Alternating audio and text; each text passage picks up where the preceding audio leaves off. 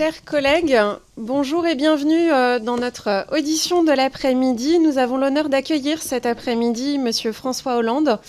Monsieur le Président, je vous remercie très sincèrement d'avoir bien voulu échanger avec notre mission d'information et je vous souhaite la bienvenue dans le cadre de nos travaux.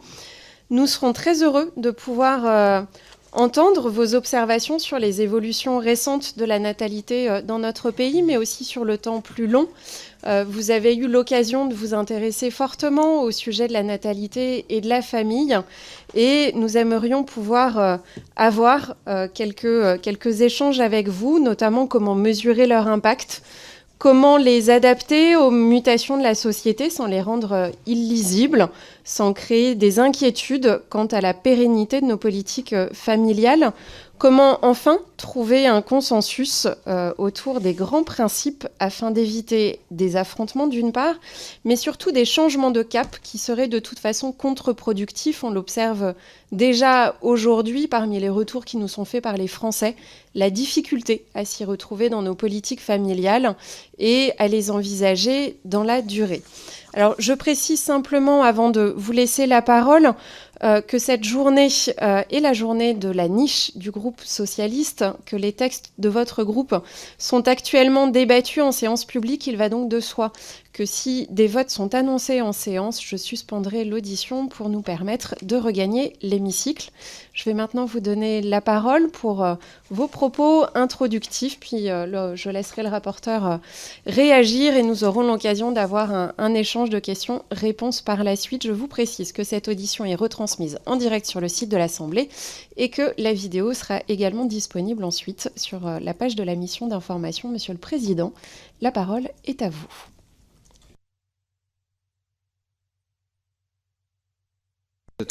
Merci d'abord, Madame la Présidente, Mesdames, Messieurs, membres de cette mission, pour votre invitation et pour le sujet que vous avez choisi.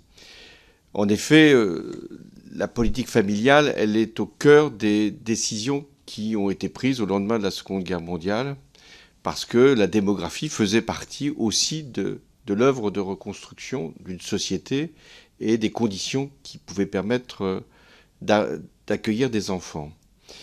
La France a longtemps eu l'avantage et le bénéfice d'avoir une natalité plus forte que partout ailleurs en Europe et une fécondité qui était plus élevée.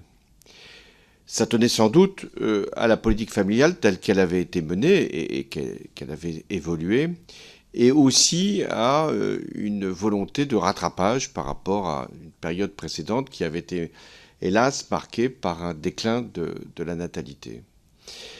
Les politiques familiales ont été donc conçues à la fois pour soutenir la natalité, mais aussi pour réduire les inégalités entre les personnes qui n'avaient pas d'enfants et les personnes qui avaient des enfants, et à l'intérieur même des familles, de lutter contre les écarts qui pouvaient exister entre les familles modestes et les familles favorisées.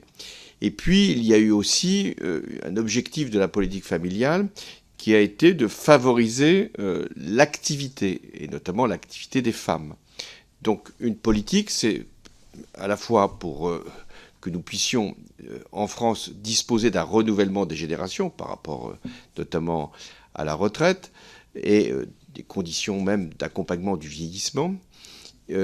Une raison aussi économique. Chacun sait qu'il y a une corrélation forte entre la natalité, la démographie et la croissance économique. Et enfin, qu'il y ait une politique qui puisse favoriser les familles, toutes les familles, dès lors qu'elles étaient elles-mêmes en évolution.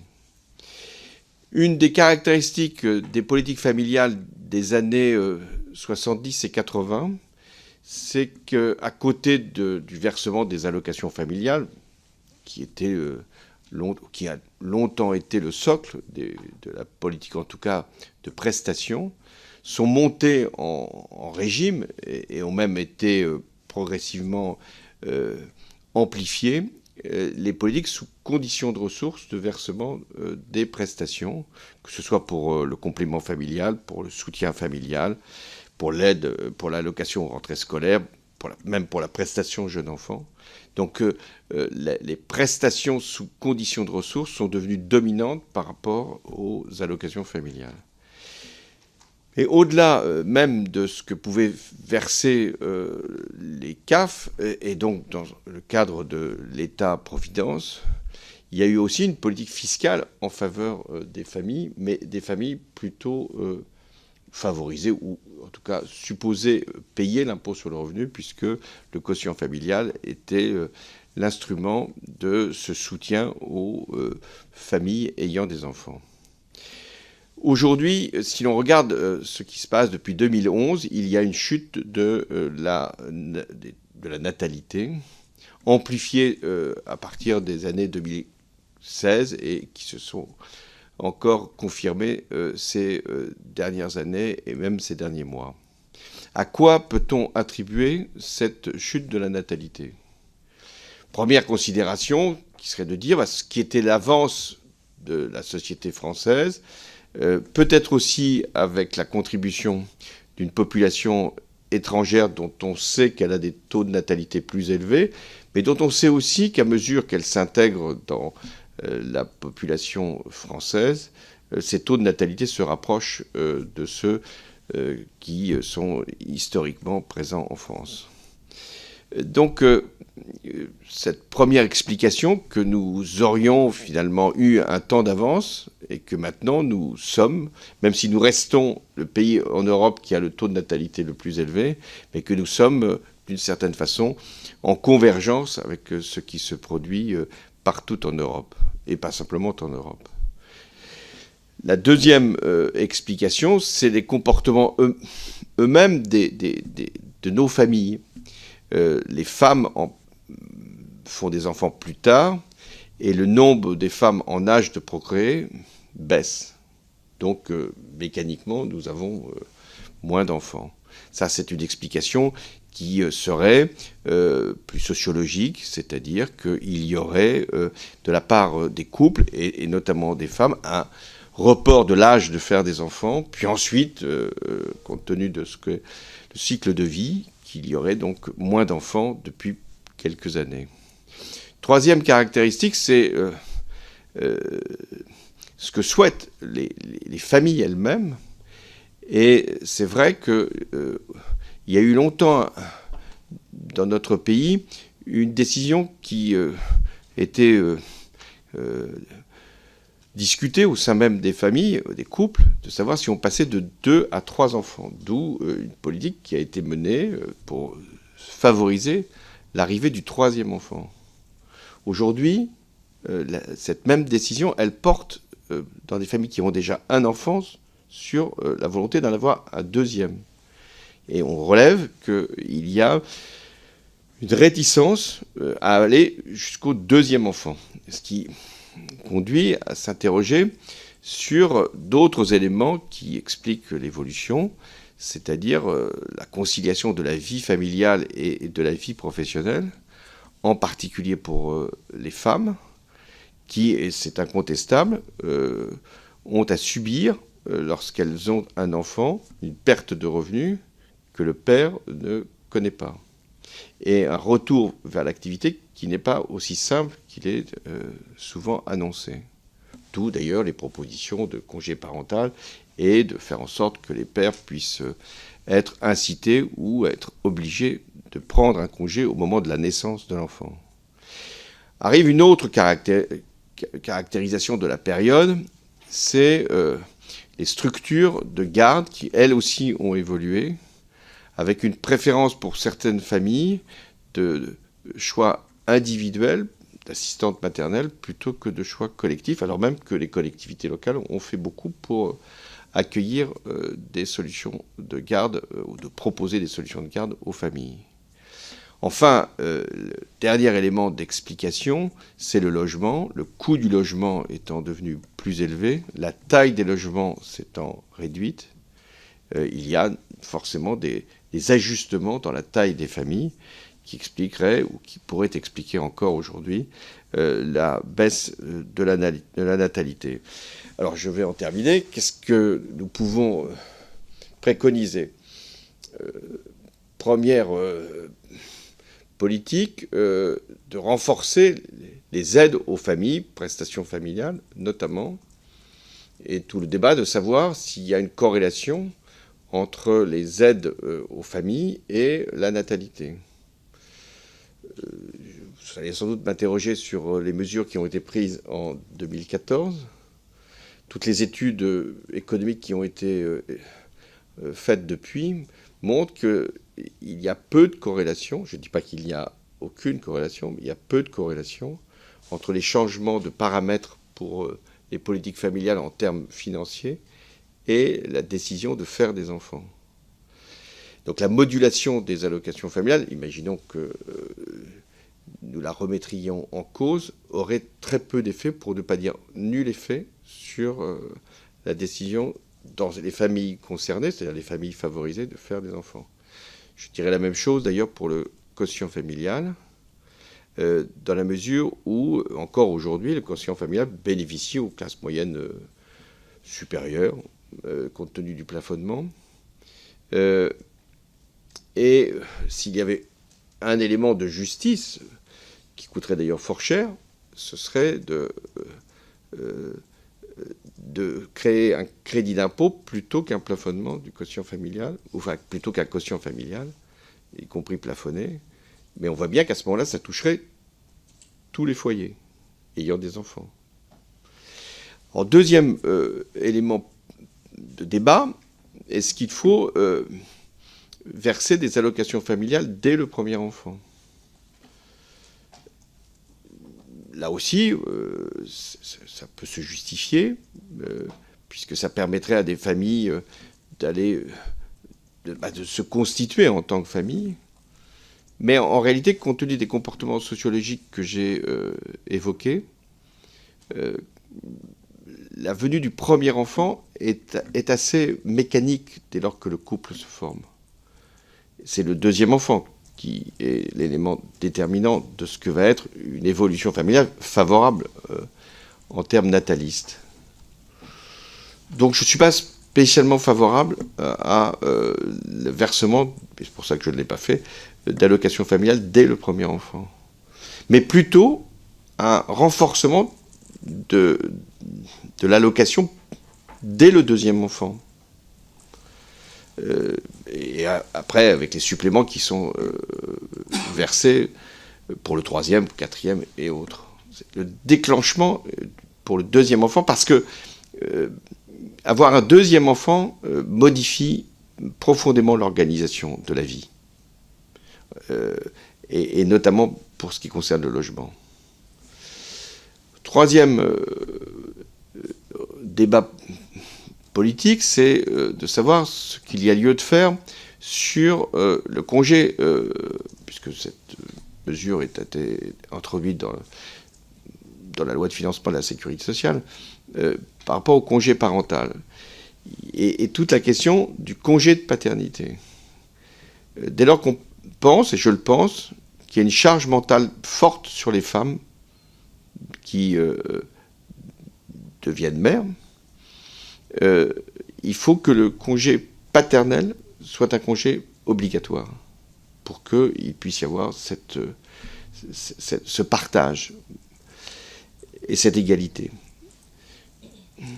Ensuite, sur les politiques en matière de garde des enfants, je pense que notre système, même s'il est décentralisé, est quand même bien supérieur à tout ce que l'on peut connaître à l'étranger. Ça ne veut pas dire qu'il ne peut pas être amélioré, ou qu'il ne peut pas être encore dont la charge ne peut pas être encore soulagée par des politiques familiales.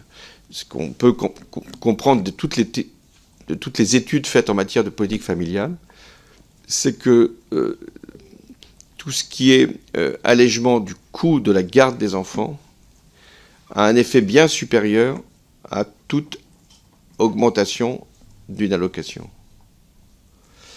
directe. Enfin,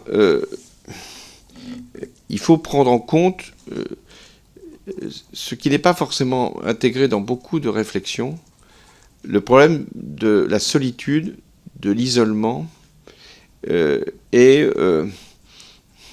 de la difficulté de vivre en couple dans une société numérique. Ça peut paraître étrange de se poser cette question, puisque les réseaux sociaux étaient généralement faits pour favoriser des rencontres, des partages, des échanges. Mais en réalité, depuis plusieurs années, la question de la solitude est devenue une question politique. Souvent associée à un âge élevé, et en réalité, la crise du Covid l'a démontré, qui frappe notamment les jeunes. Et donc qui repousse l'âge de fondation d'un foyer, donc d'un couple, et sans que là, il y ait de politique qui soit monétaire. On ne favorise pas les rencontres par des incitations monétaires. Mais ce qui est à l'œuvre, c'est comment on arrive à recréer du lien social dans une société pour que l'envie d'être en couple, de faire une famille, puisse redevenir l'élément moteur de la construction de son destin. Bon, enfin, je termine là-dessus, imaginez que l'on peut avoir une politique favorable à la natalité sans qu'il y ait une diminution de l'angoisse qui pèse sur un certain nombre de nos sociétés. C'est-à-dire qu'à la fois la question climatique, perspective de conflit, pas simplement dans le monde, mais plus proche de nous, la question de la dureté, de la violence, tout ça pèse sur les décisions de fonder une famille. Et donc de faire un enfant, ça obéit à une espérance. Espérance qu'on va pouvoir transmettre, sans doute. Ce que l'on a appris, ce que l'on a gagné quelquefois, ce que l'on a compris du monde. Et faire que la transmission puisse être une amélioration de la vie en commun. Donc c'est cette espérance qu'il faut essayer de redonner. Et c'est celle qui existait, je reprends notre histoire, celle qui existait au lendemain de la Seconde Guerre mondiale. C'est celle qui avait accompagné la période de croissance, même s'il y avait eu déjà un tassement de la natalité. Et puis c'est celle qu'on avait, peut-être quand le monde paraissait pacifié, notamment au milieu des années 80. Et donc on ne peut pas détacher la question de la natalité d'une question beaucoup plus profonde, qui est de savoir si on a envie de vivre dans le monde tel qu'il est. Merci beaucoup pour ces propos introductifs passionnants, Monsieur le Président. Je vais laisser tout de suite notre rapporteur vous poser une première série de questions. Ah, pardon. Monsieur le Président, je veux à mon tour vous remercier de prendre part aux travaux de cette mission d'information. Vous n'y êtes pas obligé, on n'est pas dans le cadre d'une commission d'enquête. Et je voulais vraiment vous remercier de venir partager avec nous vos réflexions sur la politique familiale.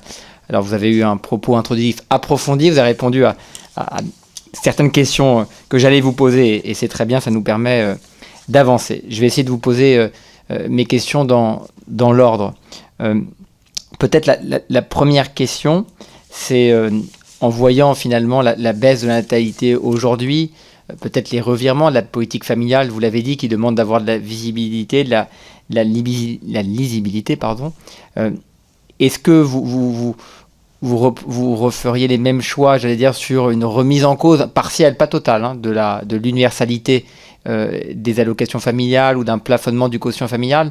On sait aussi que la politique familiale, les décisions, vous l'avez dit, de faire un enfant, les projets d'enfant sont aussi des décisions symboliques, pas simplement matérielles, mais aussi symboliques, la manière dont la société, tout un pays, regarde ses familles, ses parents et les enfants, et comment vous abordez à la fois les décisions que vous avez prises, mais au-delà de ça, cette dimension symbolique aussi de la politique familiale et du message qu'elle envoie, quand on peut plafonner, quand on peut restreindre le champ de certaines mesures de politique familiale. Je serais heureux de vous entendre si vous en acceptez l'augure, Monsieur le Président, sur la politique du troisième enfant, le passage à la politique du troisième enfant. Alors moi, j'irai jusqu'au premier enfant, vous avez évoqué plutôt le deuxième enfant, mais je serais heureux qu'on transforme notre politique familiale et qu'on la transforme d'une politique du troisième au deuxième ou au premier, si vous pourriez aller un peu plus loin sur ce changement de paradigme, hein, puisque c'est vrai que toute notre politique familiale a été concentrée sur ce troisième enfant et les enfants suivants. J'essaie d'avoir des questions assez larges parce que vous avez une expérience qui est riche, et à la fois d'élu local et jusqu'au plus haut sommet de notre État. Est-ce que vous diriez avec moi qu'au fil des ans, la politique familiale est devenue une politique redistributive, une politique sociale, voire fiscale, et que peut-être elle manque un objectif qui est celui finalement d'accompagner le désir d'enfant empêché? Ce qu'on se constate aujourd'hui, c'est qu'il y a beaucoup de Français qui renoncent à leur projet d'enfant. Quand on regarde les chiffres, on voit que le désir d'enfant est encore assez haut, mais que l'indice de fécondité, lui, baisse, et qu'il y a ce que j'appelle moi un désir d'enfant empêché, en tout cas des Français qui renoncent. Est-ce que ce décalage finalement entre le désir d'enfant et l'indice de fécondité exige ou demande un changement finalement de nos objectifs, là où on a peut-être donné à la politique familiale un objectif de redistribution, un objectif social, avec des mesures fiscales? Est-ce qu'il faudrait peut-être changer d'objectif, ou en tout cas en adopter un nouveau, qui serait finalement d'accompagner les parents, les couples dans leur projet d'enfant? Peut-être une question sur quand on est président de la République, on voyage beaucoup, on s'interroge aussi sur les modèles étrangers. Est-ce que c'est des questions que vous avez abordées? Est-ce qu'il y a des modèles étrangers qui vous paraissent intéressants? On a beaucoup parlé de la Suède, de l'Allemagne, qui accorde finalement une place peut-être plus importante à la conciliation vie privée, vie professionnelle, à la question du congé parental par exemple. Enfin, je serais heureux de vous entendre sur ces questions-là. Et puis, pour conclure, parce que j'ai déjà évoqué beaucoup de sujets, et là c'est peut-être votre expérience d'élu local qui serait intéressante et précieuse. On a auditionné des urbanistes, des géographes, qui nous ont expliqué que les familles, les enfants étaient souvent dans l'espace public invisibilisés, qu'on ne construit pas finalement nos villes, nos espaces publics à hauteur d'enfants, et que des transports jusqu'à la construction de nos villes, finalement il y a une forme d'invisibilisation. Et donc je serais heureux là de vous entendre sur ce sujet. Est-ce que c'est une perception tronquée, empirique, ou est-ce qu'au contraire ça rejoint quand même effectivement une forme de réalité qui vous apparaît clairement? Voilà, Monsieur le Président, pour ces premières questions un peu larges, j'en conviens. Merci, monsieur le rapporteur. Je vais essayer d'être bref sur chacune de vos interrogations. D'abord, sur l'universalité des allocations familiales. Cette question, je me la suis posée en 2013-2014. Certains étaient favorables à ce qu'on puisse, par exemple, intégrer les allocations familiales dans le calcul du revenu imposable. Ça me paraissait une très mauvaise orientation, puisque on versait et on reprenait. D'autres évoquaient le plafonnement tout simplement des allocations familiales, de dire qu'elles devenaient des allocations sous plafond, donc sous conditions de ressources. Ça supprimait l'universalité. Donc j'ai maintenu un système d'universalité dégressive, si vous voulez. C'est-à-dire pour la plus grande part des familles concernées, il n'y avait aucun changement, et qu'à mesure qu'on passait sur les classes moyennes supérieures et au-delà, il y avait un versement que je dirais symbolique, pour dire que nous étions tous, quelles que soient nos situations sociales, dès lors que nous étions des couples avec enfants, nous avions droit à une allocation familiale qui témoignait du soutien de la nation à la perspective ou à la réalité d'un enfant. Donc je n'ai pas de regret, parce que je ne pense pas du tout que sur cette question des allocations familiales, ça a eu le moindre effet sur la natalité. D'une manière générale d'ailleurs, un couple ne fait pas des enfants pour recevoir une prestation. Ça ne veut pas dire que la prestation ne soit pas utile et ne permette pas d'alléger un certain nombre de charges, mais ce n'est pas la motivation. C'est ce qui va permettre de mieux éduquer, mieux accompagner l'enfant ou les enfants et la famille aussi. Sur ensuite le quotient familial. Le quotient familial représente encore aujourd'hui 16 milliards, je crois, oui, 14. Bon. C'est beaucoup, hein. quand on sait que les allocations familiales, c'est à peu près la même chose, le même montant. Et alors là, on peut se dire, c'est quand même injuste. Pourquoi le quotient familial, d'une certaine façon, c'est sous condition de ressources. Puisque si vous n'êtes pas imposable, vous n'avez aucun avantage fiscal de la présence d'un enfant. C'est la raison pour laquelle on peut moduler les allocations familiales, parce qu'il y a un avantage fiscal très substantiel quand même malgré l'abaissement du plafond, pour un certain nombre de familles, que je trouve justifié par ailleurs, même si la formule du crédit d'impôt, mais à ce moment-là, si on prenait la formule du crédit d'impôt, qui serait beaucoup plus équitable, mais alors, ça serait un très faible crédit d'impôt pour rester sur la somme qui est aujourd'hui prévue. Deuxième question, est-ce que la politique familiale doit être une politique redistributive ? Oui, ça fait partie de ces objectifs. J'ai dit, il y a 3 objectifs. Il y a un objectif de natalité, donc nataliste, qu'il faut assumer, un objectif d'égalité femmes-hommes et un objectif de redistribution. Alors l'objectif de redistribution a sans doute pris une place assez considérable dans l'ensemble des prestations familiales, puisque, à part les allocations familiales, elles sont toutes sous condition de ressources, un moment ou un autre. Sur le désir d'enfant empêché, je pense que c'est très lié au logement. Et même si, quand on regarde sur le plan géographique, les taux de natalité sont équivalents. C'est-à-dire que là où il n'y a pas de problème particulier de logement, il n'y a pas non plus plus de natalité. Mais c'est un raisonnement qui n'est pas tout à fait exact.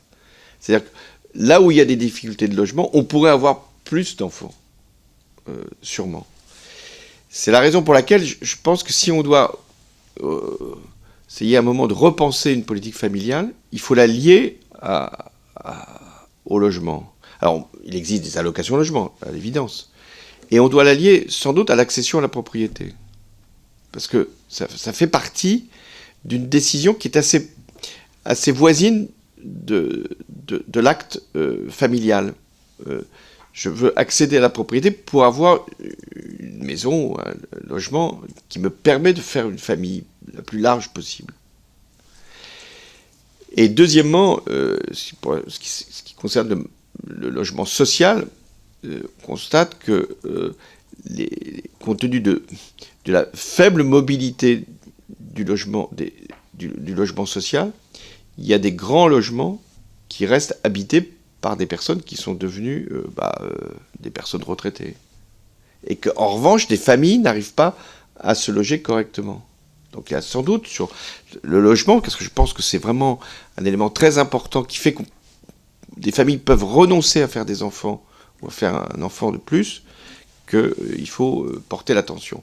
Alors sur la question, à quel moment la politique familiale doit être la plus incitatrice ou la plus stimulante, active, est-ce que c'est pour le premier enfant ? Je pense que si on se met en couple, enfin je parle d'expérience personnelle, là je ne veux pas généraliser, si on se met en couple, c'est quand même pour faire un enfant. En tout cas, c'est l'idée d'avoir un enfant. Ça ne veut pas dire qu'il n'y ait pas des couples qui peuvent décider de ne pas faire d'enfant du tout. C'est aussi un élément qui explique la baisse de la natalité. C'est-à-dire qu'il y a des désirs d'enfants, il y a des refus d'enfants. Mais en tout cas, le premier enfant, il vient d'une décision de former un foyer, donc un couple. Mais je pense que c'est le deuxième enfant qui devient maintenant l'élément qui va déterminer la composition de la famille. Alors que pendant longtemps, c'était le troisième enfant. Il faut garder d'ailleurs pour les allocations familiales le supplément pour les enfants supplémentaires. Mais donc je serais plutôt, si on devait avoir quelques moyens financiers supplémentaires, ce que je ne crois pas être la tendance, c'est là qu'il y aurait sûrement à faire quelque chose pour le deuxième enfant. Sur les exemples, enfin sur les vies professionnelles et vies personnelles, parce qu'on parlait d'exemples, chaque fois que j'ai voyagé, chaque fois qu'on m'a interrogé sur la la natalité française ou la politique familiale, nous étions plutôt un exemple et un modèle. Et notamment pour les systèmes de garde. Et là où il y avait des très faibles taux de natalité, je pense à l'Allemagne, je pense à l'Italie, l'Espagne, les pays d'Europe du Sud d'une manière générale,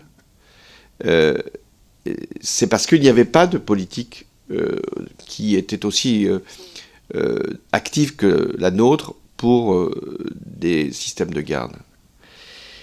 Et alors, en revanche, nous, ce qu'on peut regarder des pays scandinaves, c'est précisément le fait qu'il y a une obligation maintenant pour les pères de prendre un congé lorsque l'enfant arrive. De pas simplement faire un congé parental où on se partage, et c'est souvent, 80%, je pense, c'est les femmes qui prennent le congé. Donc là, c'est très important qu'on puisse donner cette obligation et pas simplement cette faculté. Alors sur la dernière question que vous avez posée, c'est très frappant. En France, on est très attaché à l'école et donc à la place de l'école, au rôle de l'école, à l'espace scolaire, et très peu à tout ce qui est extra-scolaire en termes de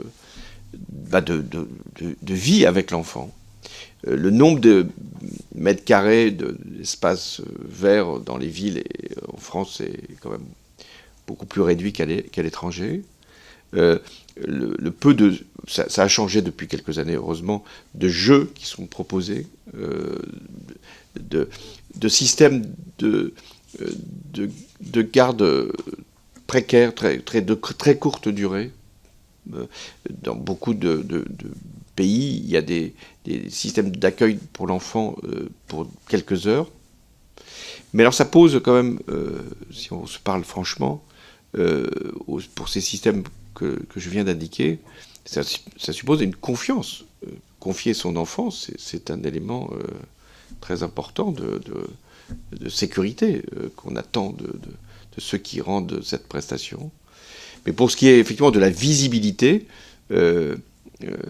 regardez le nombre de restaurants, de lieux de spectacle qu'on n'accepte pas les enfants.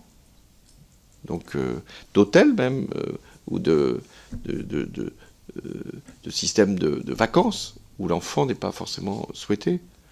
Donc je pense qu'effectivement il y a là une évolution, alors qui tient peut-être moins à la réglementation, mais enfin elle peut évoluer, qu'à l'organisation de l'espace public qu'une commune ou qu'une collectivité peut promouvoir. Pardon ?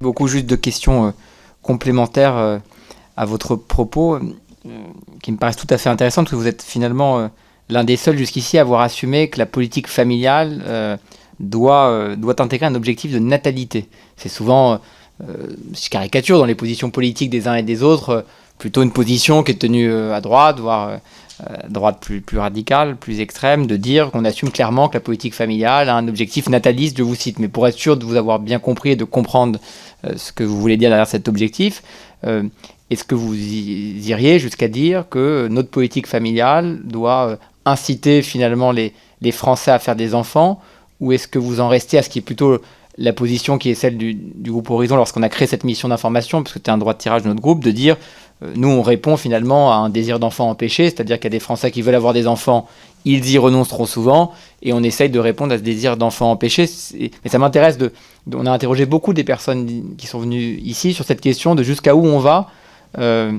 dans l'objectif de notre politique familiale et dans l'objectif nataliste et de natalité. Ça m'intéresserait vraiment de creuser avec vous, si vous l'acceptez, cette question. Et puis une dernière question rapide.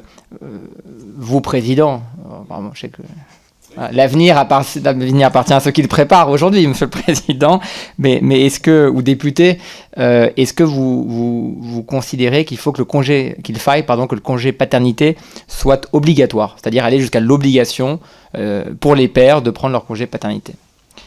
Voilà. Puis... Je vais vous laisser réagir rapidement. Par contre, je m'excuse, on n'a plus énormément de temps sur l'audition. Si vous pouviez être concis pour qu'on puisse derrière donner la parole aux députés qui sont présents. Je vous remercie. Je vais être très précis et très bref. Oui, je suis pour l'obligation du congé de paternité. 2, je suis pour qu'on favorise autant qu'il est possible la satisfaction du désir d'enfant, ce qui suppose donc qu'on débloque ce qui est aujourd'hui regardé par les familles comme un verrou. Je pense notamment au logement. Troisièmement, l'objectif de natalité n'est pas simplement un objectif lié à une croyance ou une conception de la famille qui supposerait qu'on fasse beaucoup d'enfants pour être une bonne famille. On peut faire une bonne famille avec un enfant, s'il est heureux. Ce qui compte, c'est le bien-être de l'ensemble de la société.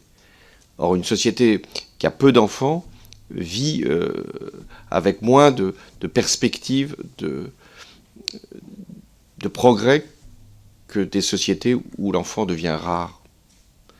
Et au-delà des questions économiques, puisqu'il est nécessaire d'avoir un équilibre des générations pour le financement des retraites et puis aussi pour le fait que l'économie a besoin de main-d'œuvre et de main-d'œuvre qualifiée.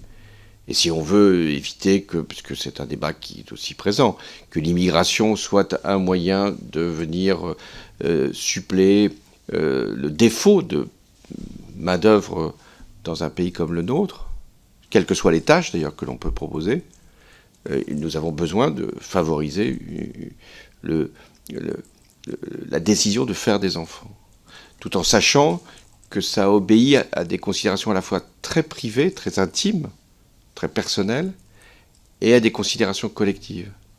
Il faut avoir confiance dans l'avenir, confiance dans son couple, confiance dans ce qu'est la décision de faire un enfant, pour en faire vraiment.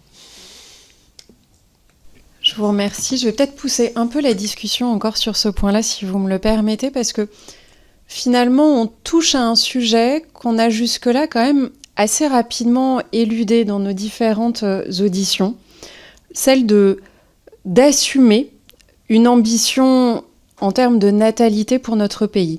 On l'a souvent évacué parce que c'est vrai qu'on a ce vieux et long combat féministe de l'aliénation du corps des femmes au bénéfice de la société, de l'impact que le fait de faire famille peut avoir sur non seulement le corps des femmes, mais leur place aussi dans la société, de cette sortie du président Macron sur le réarmement démographique qui a aussi créé un malaise profond, voire une forme de tabou autour d'objectifs de natalité. Et finalement, comment on arrive à articuler une forme d'éclairage de la société sur ce que cela signifie de voir notre natalité baisser, d'un point de vue socio-économique, d'une part, notre pacte social est directement mis en question à travers la baisse de la natalité, mais pas seulement, que va-t-on faire de nos écoles qui vont fermer, comment nos entreprises vont-elles trouver de la main-d'œuvre, sauf que c'est particulièrement cynique et difficile de se dire qu'on réduit un souhait de natalité à des considérations socio-économiques, pour autant on ne peut pas les mettre de côté. Mais j'ai trouvé très juste ce que vous disiez sur finalement cette perspective de société lorsque nous avons moins d'enfants. Comment fait-on société lorsque finalement on ne désire plus transmettre, parce que c'est aussi cela qui se cache derrière une natalité qui baisse. J'avais aussi alors des questions cette fois-ci beaucoup plus pratico-pratiques, mais ou en tout cas extrêmement concrètes sur la question du congé paternité, du congé de naissance. J'ai bien noté votre opinion de le rendre obligatoire pour les pères ou le coparent. J'ai l'impression que parfois on a quand même un angle mort assez fort autour de cette question des congés, qui est celui des professions libérales. Alors les professions libérales, ce sont les médecins, ce sont les avocats, mais ce sont aussi parfois les petits artisans, les petits commerçants, certains agriculteurs, tous ces indépendants qui ne rentrent pas dans le cadre du salariat et pour qui il va être compliqué d'imposer un congé ou d'allonger un congé? Est-ce que c'est une considération qui vous avait animé également à l'époque où vous êtes interrogé sur la politique familiale du pays? Comment intégrer ou en tout cas éviter cet angle mort, parce qu'on voit aussi qu'à travers l'ubérisation de notre économie, on a parfois, notamment chez les plus jeunes, un nombre croissant d'indépendants, de micro-entrepreneurs pour qui il ne faudrait pas qu'on passe à côté. Vous parliez et vous avez à plusieurs fois relevé la question du logement comme étant un frein important, notamment à l'enfant de plus. Faudrait-il aller jusqu'à avoir une politique familiale du logement, c'est-à-dire au-delà du fait de relancer la politique du logement qui était à l'arrêt depuis plusieurs années, envisager un prêt à taux zéro qui intègre le nombre d'enfants ou la composition du foyer, envisager d'autres méthodes de calcul ou une refonte des APL à partir de la composition, cette fois-ci vraiment strictement familiale du foyer et non pas uniquement financière. Enfin, voilà, y a-t-il autre chose à repenser autour de la politique du logement? Et puis, dernière question pratico-pratique, même si j'en aurais beaucoup d'autres, autour de la question du no kids. On a tendance à oublier que l'enfant est un individu comme les autres. Et on est dans un pays dans lequel les discriminations sont interdites.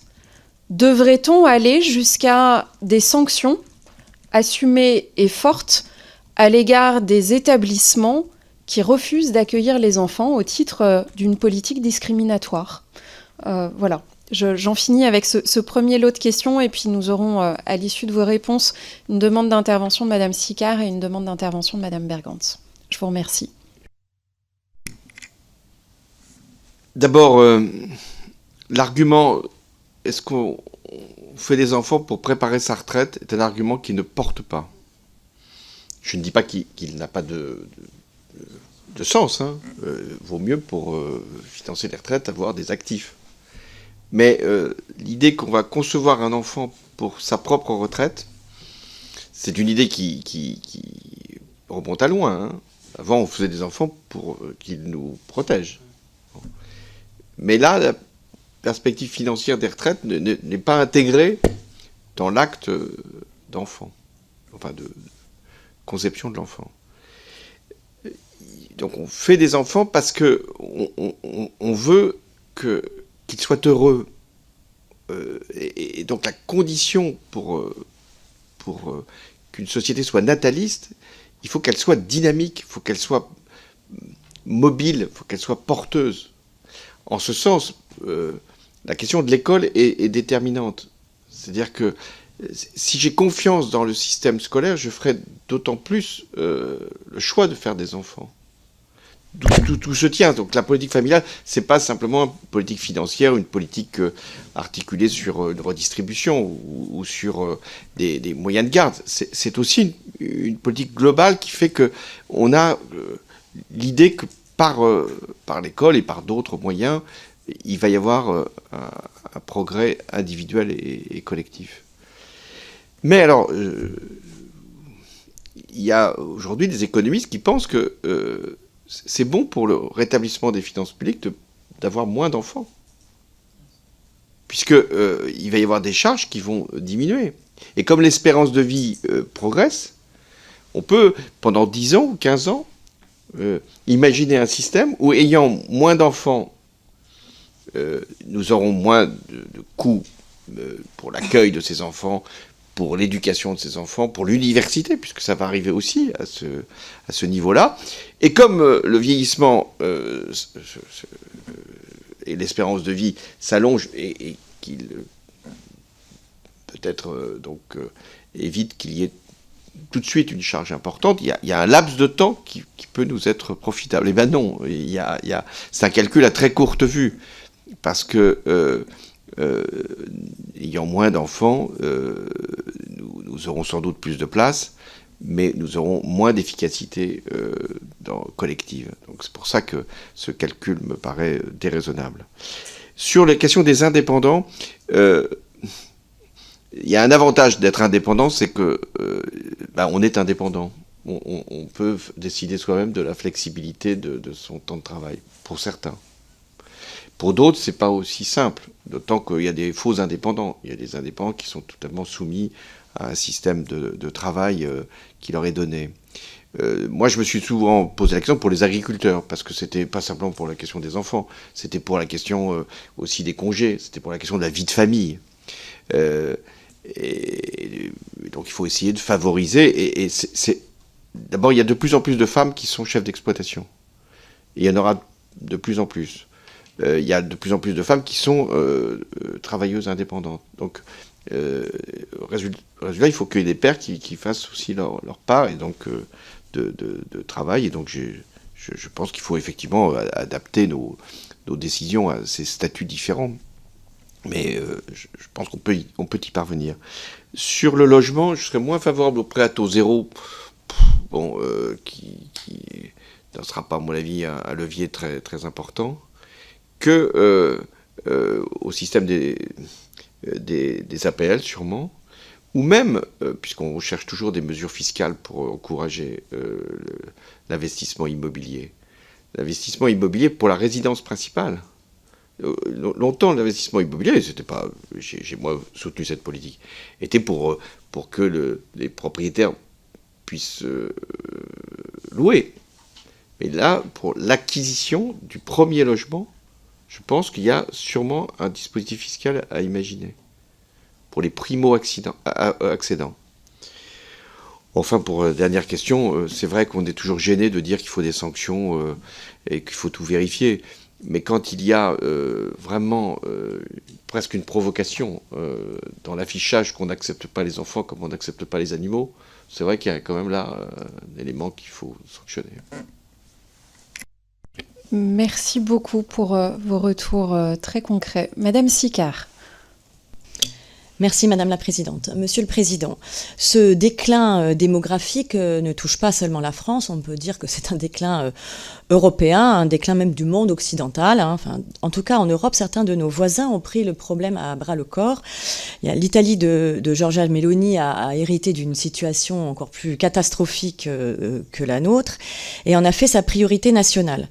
Son gouvernement consacre désormais 20 milliards d'euros par an à l'allocation familiale unique, complétée par une prime de naissance de 1 000 euros et un bonus crèche pouvant atteindre 3 600 euros. Je voudrais savoir ce que vous pensez de ces mesures et de cette approche italienne. Je vous remercie.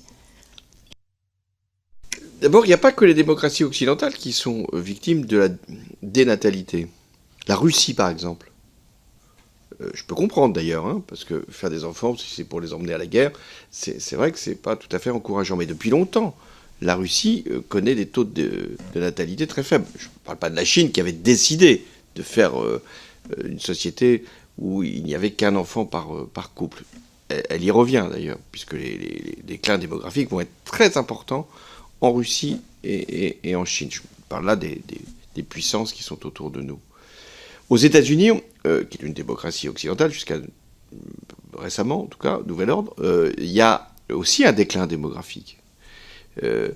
Et qui, dans une société libérale, n'est pas si facile à corriger, puisqu'il n'y a pas de politique familiale. Alors l'Italie, mais pas simplement depuis quelques années, depuis très longtemps, a des taux de natalité qui sont alarmants. Donc il était assez logique qu'à un moment, le gouvernement s'en empare.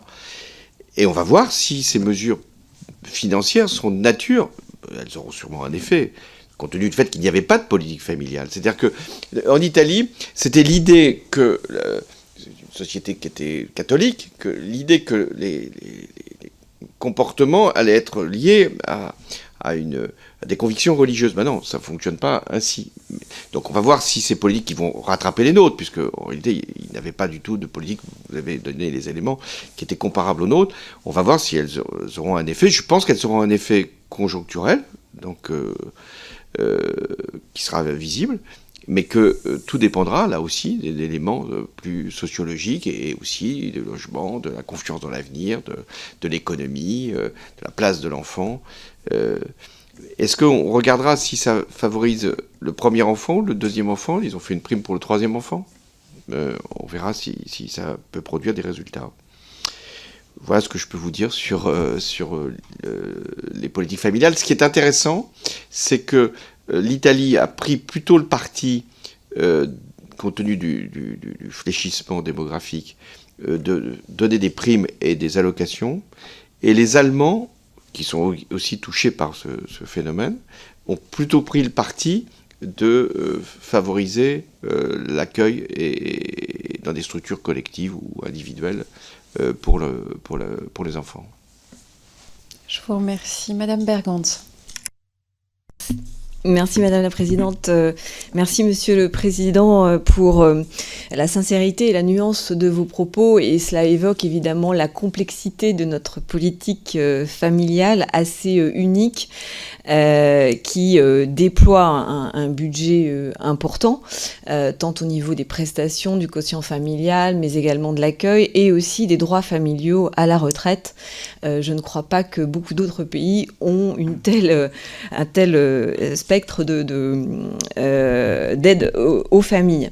Je voudrais dire en préambule que je partage avec vous le fait que vos réformes, notamment sur les allocations familiales et les quotients familiales, je ne crois pas que ce soit qu'elles aient eu pour conséquence la baisse de la natalité. Néanmoins, cela a envoyé un message assez négatif aux familles. En tout cas, c'est comme ça qu'elles l'ont perçu et elles vous le disent probablement encore. Moi, j'aimerais revenir à la conciliation vie familiale et vie professionnelle. C'est le sujet de l'accueil, et je crois qu'on peut dire, même si évidemment c'est perfectible et sans nier, je dirais, la crise actuelle de pénurie de personnel que connaissent les crèches, on peut dire qu'on est plutôt dans une bonne moyenne européenne, mais également je voudrais évoquer le reste à charge aux familles. Et là, je voudrais en revenir avec beaucoup d'humilité, mais sur une des réformes que vous avez menées sur le complément de libre choix, avec une baisse de plafond qui a impacté assez significativement, je dirais, les familles moyennes, aux familles moyennes aisées, avec un reste à charge qui a augmenté. Évidemment, là aussi, je ne fais pas forcément de lien avec la baisse de la natalité, mais en tout cas, la question peut se poser.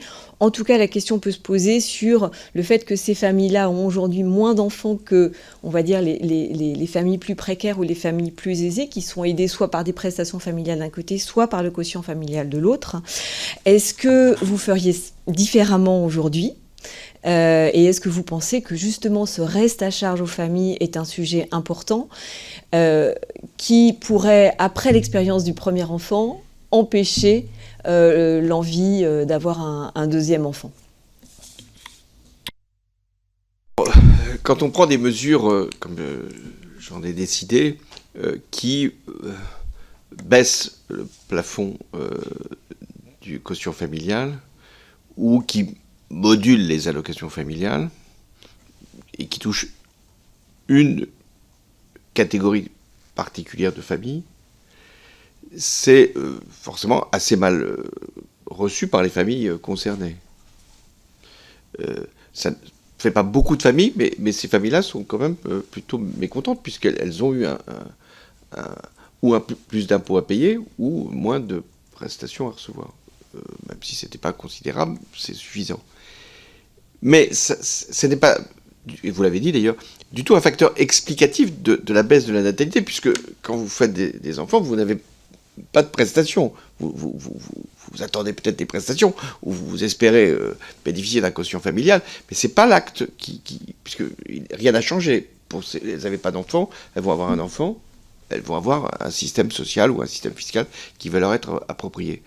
J'ai eu assez peu de remontées, je ne vais pas dire que j'ai eu des compliments, mais j'ai eu assez peu de remontées de familles qui ont été concernées. Et là où vous avez raison, c'est que pour des familles aisées, la question de l'aide est tout à fait inexistante dans la décision de faire des enfants. Dans les familles populaires, les prestations qui sont sous conditions de ressources comptent beaucoup.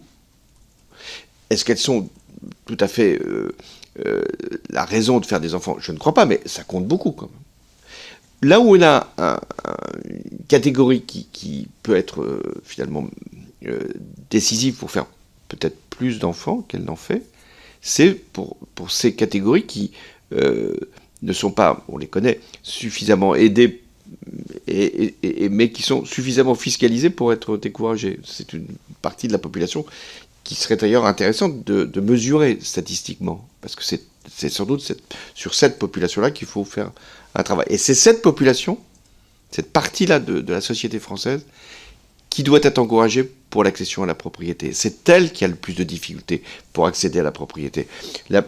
On pourrait dire que les catégories plus modestes sont dans le logement social ou sont dans un système de logement locatif, mais ne sont pas forcément des propriétaires, que les personnes qui sont favorisées ont plus facilement, soit par transmission, héritage, ou par les moyens dont ils disposent, une possibilité d'accéder à la propriété.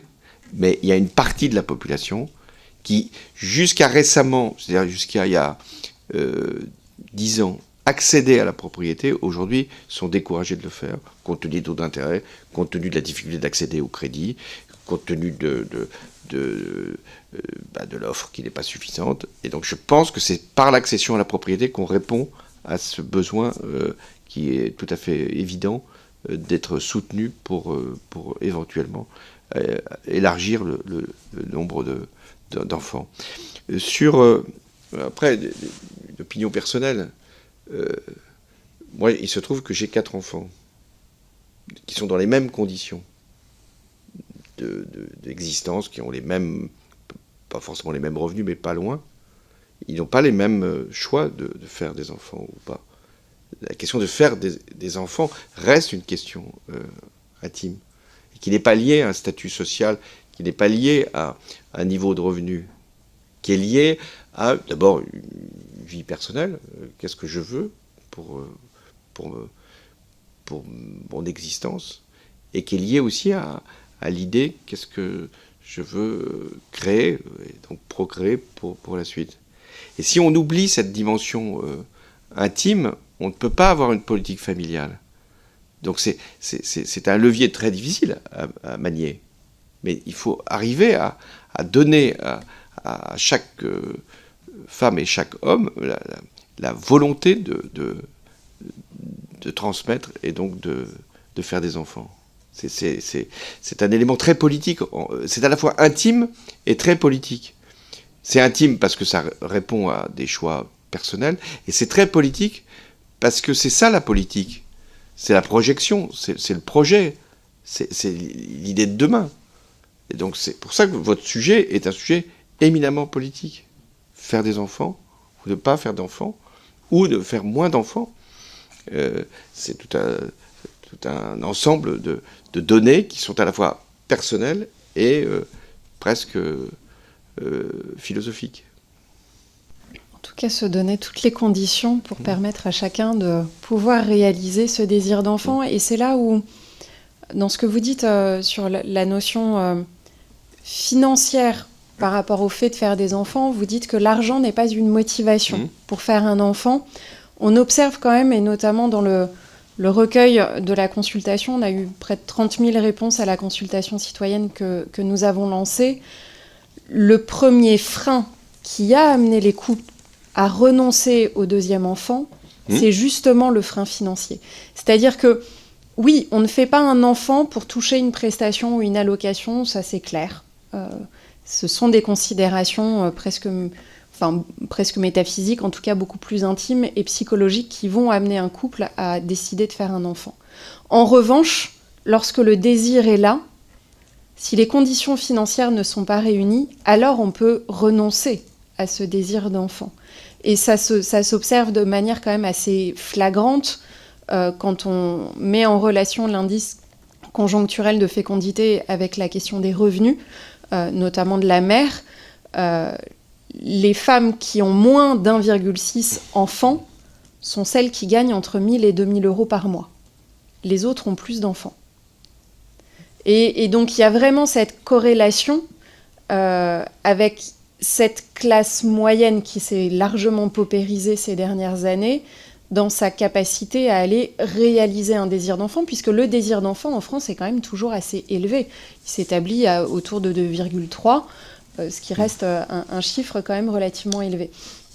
Et c'est vraiment cette question-là qui vient aujourd'hui, au-delà des considérations dont vous parliez, qui sont très justes, sur le fait de donner, en faisant aussi de la politique et des politiques familiales, donner envie aux gens de faire famille et de réaliser leur famille et de faire des enfants.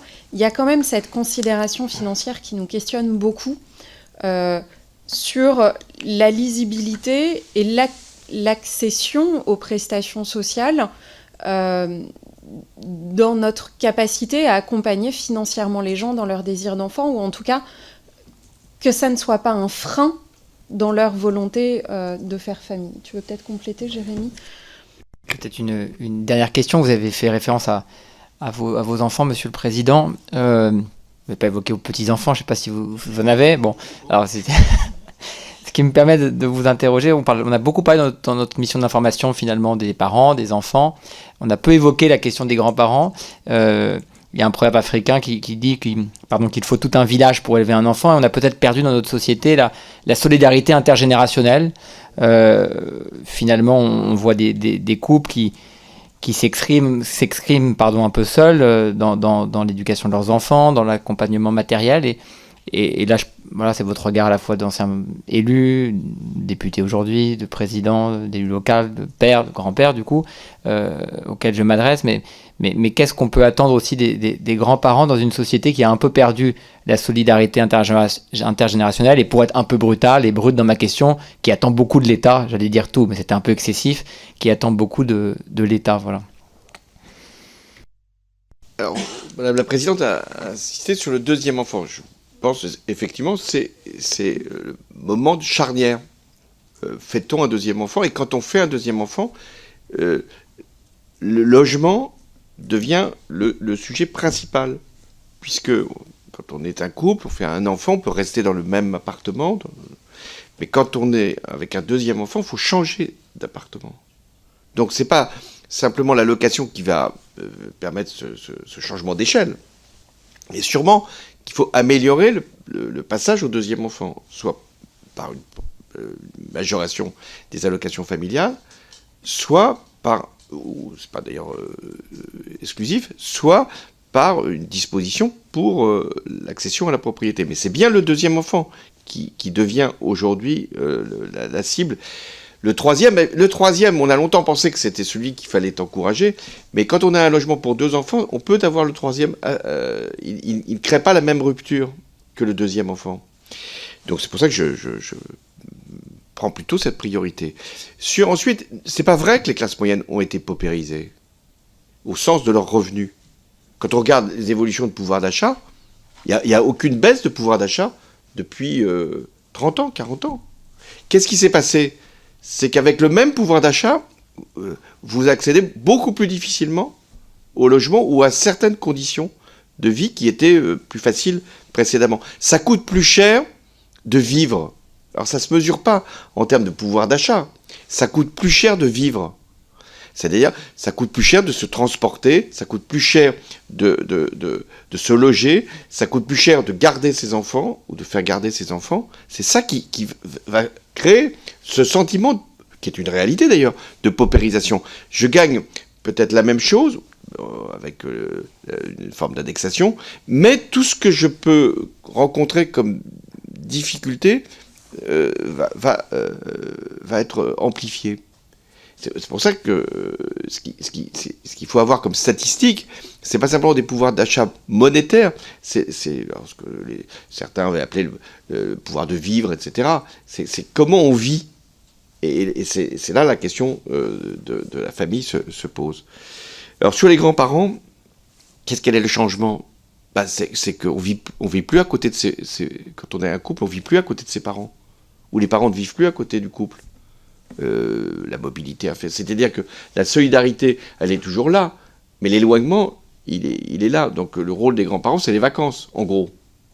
Quand ils sont là. Mais c'est plus ce qu'était la solidarité du quotidien, qu'on trouve encore dans l'espace rural, compte tenu de la cohabitation qui peut exister.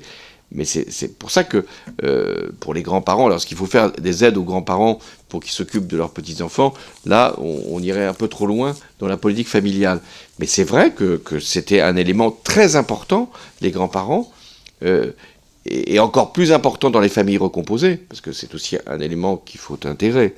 C'est que les familles recomposées, à la fois, limitent sans doute la natalité, mais peuvent aussi, on peut avoir 2 familles dans une même vie, pour les hommes. Merci beaucoup, Monsieur le Président, pour cet échange. Tu voulais poser une question, Anne? Non? Pardon. Merci beaucoup, Monsieur le Président, pour cet échange riche, ouvert et sincère.